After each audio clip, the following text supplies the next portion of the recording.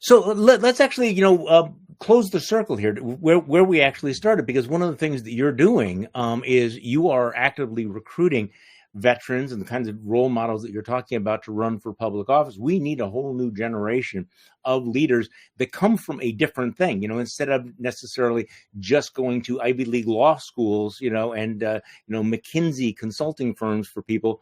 You're looking at other folks. So give me a sense. I mean, what is happening? I mean, are you having success in getting people like you are describing to say, okay, I'm willing to jump into the cesspool of American politics and put myself on the line? Because it's yes. A tough sell now, isn't the it? Answer right? is yes. The answer is yes.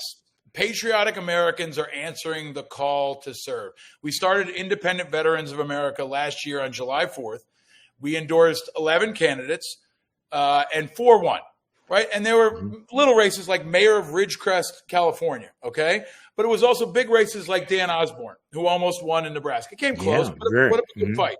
Right. Now, this year, we expect to have at least 25 candidates running as independents, not as Democrats or Republicans, as unaffiliated veterans who are putting country first, putting people over party, a very populist message. Right, fighting basically everybody who's screwing America from a very pure, unadulterated place, from U.S. Senate all the way down to school board.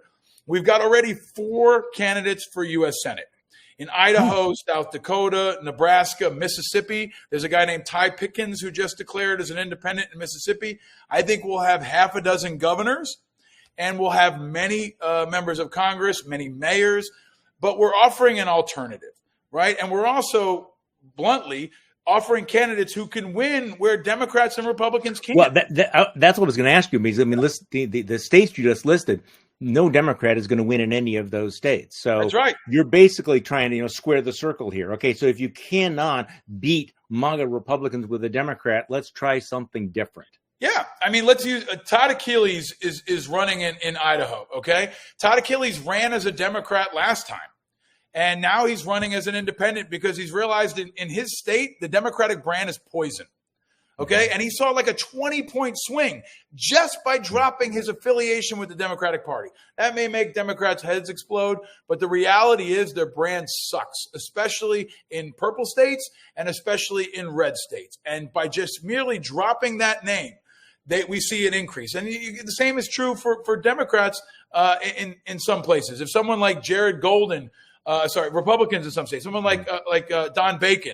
Okay. Don Bacon is a pretty viable candidate, but when he's a Republican, Adam Kinzinger, let's think of all the Republicans that are kind of Republicans still, and they refuse to shed that affiliation. Right. It's dragging them down. But more importantly, these are leaders who can unify people, leaders who aren't indebted to parties, leaders who understand national security. Most of them are first-time, honestly, in a very candid way, like Democrats try to do when they grow beards and go on podcasts. And we think it's the future of politics for one really important reason, Charlie. 60% of young people are unaffiliated. They are not Democrats and Republicans. The future of American politics is politically unaffiliated. They want leaders that they like, leaders that they trust, and leaders with integrity. And that's what we're recruiting for. So if you're running, you want to run, check us out. We're looking for you. IndependentVeteransAmerica.org. Okay, so one key point here, though, is that, and I think the skepticism about independence is, are you going to end up being a spoiler? Would you, allow Republicans to win because you're splitting the vote?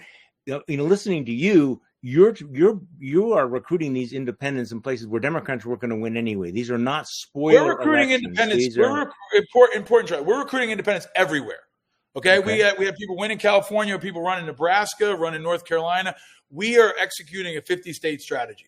We want independents in the Senate who can form an independent caucus. We want independents in Congress that can function as a fulcrum. We've already got independent mayors like Yemi Mobilati in Colorado Springs, Tim Kelly in Chattanooga, who are focused on getting shit done for people, and they are agnostic of the parties.